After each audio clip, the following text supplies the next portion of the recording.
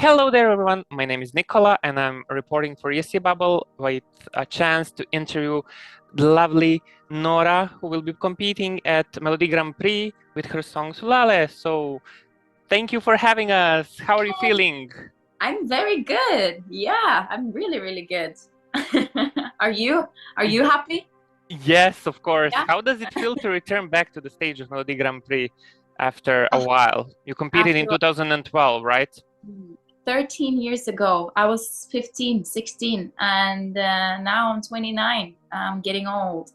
No, it's really, really great, but I've been a nerve wreck this entire time now, which is a new feeling for me because normally I'm very laid back and chill kind of thing, but now I wake up and I have nerves, and I go to bed and I have nerves, and it's been a whirlwind of emotions, but I'm getting there slowly, but I'm getting there.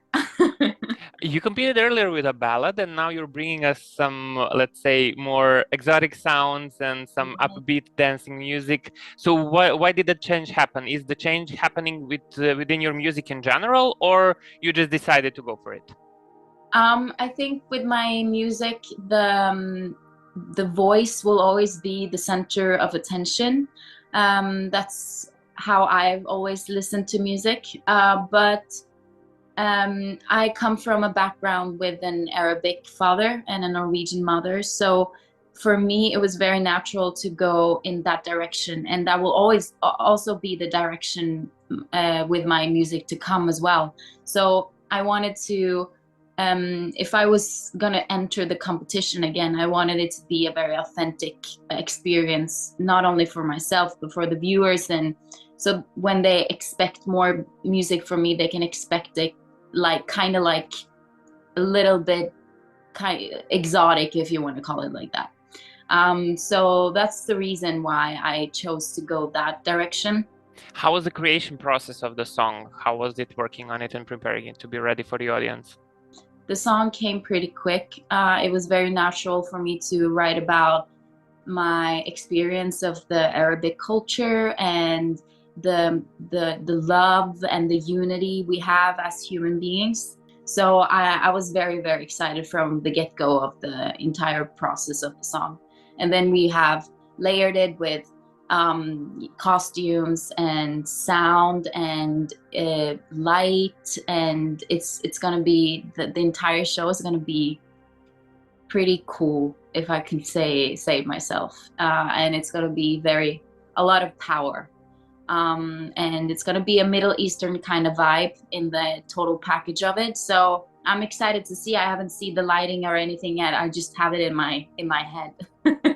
So speaking about the show and the lighting and what are you preparing, Mhm. can you just give us a small hint what can we expect of you on stage?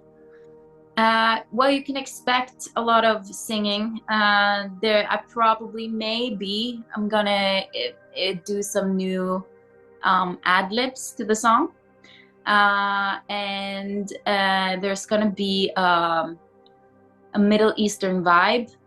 So it's not gonna be Arabian Night, but it's gonna be a mix of my two worlds, and it's gonna be it's gonna be dancing. I'm gonna have four beautiful dancers with me, and it's gonna be another big thing that's gonna be on the stage. But I don't want to I don't want to tell you what it is right now because I want to surprise people about with what's to come.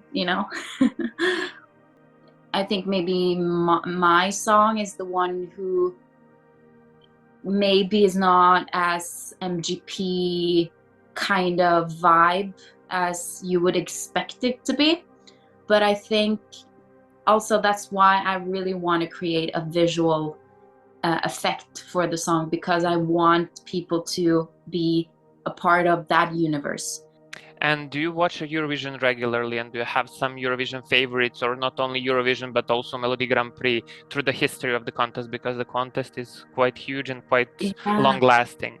yeah. Like in Eurovision, I loved Slow Mo. I really loved that one. because that's also like a universe kind of thing, you know, you get taken into for a few minutes. But I really, really remember that. I think she's German. Do you remember her? Lena? Yeah, Lena Merland, Yeah, Root with Satellite, yeah, in yeah, yeah, yeah. 2010. I remember that one, and I don't remember why or how I remember it, but there was something about her charisma or her energy that just, it was, and she was pretty young as well. So I really remember that one. And then obviously we all remember Fairy Tale with Rybak, and it's kind of like a legend here in Norway, because there's not that many people in Norway who's won the entire Eurovision. And then obviously Bobby Socks as well, because I don't remember it because I wasn't born, but but but it's one for the storybooks, you know.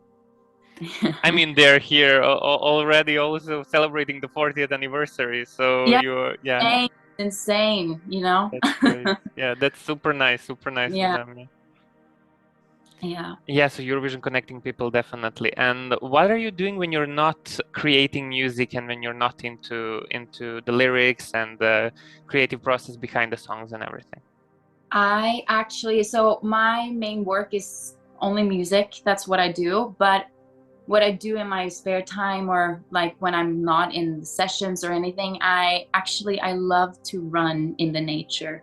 So I often, as much as I can, I I put on my running shoes and I just run as far as I can away from the city and just into the nature. And then I stop for a little while and just take out my AirPods or whatever I have, or if I have them at all, and I just sit down and listen to the nature for a little bit. I really, really love that. It makes my how I run, because that's kind of my meditation. It's how I sort my thoughts and how I manage to, you know, organize and just stay stable in myself.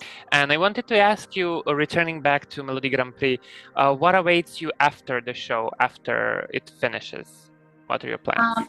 So my plans, either way, whatever result or whatever, I actually got a record deal with Sony Music a couple of months ago, which is amazing. So I'm gonna work and be in the studio and just releasing stuff, and hopefully by the end of the year I will have an album and that will come out. So it's gonna be still music, and it's gonna be still me singing, and it's gonna be the same, but only more of it. So that's my main goal. My main plan right now is to just work a lot in the studio and record those songs and get them done, so I can show them to the world. So tusen hjertelig takk for the interview and for sharing all of this with all of us. I hope that the fans have enjoyed. Do you have any last message for the followers and fans of ESCBubble? Only thank you so much for watching and following and supporting. I really, really, really appreciate it. And hopefully I'll get to talk to you even more. And yeah, and tusen takk.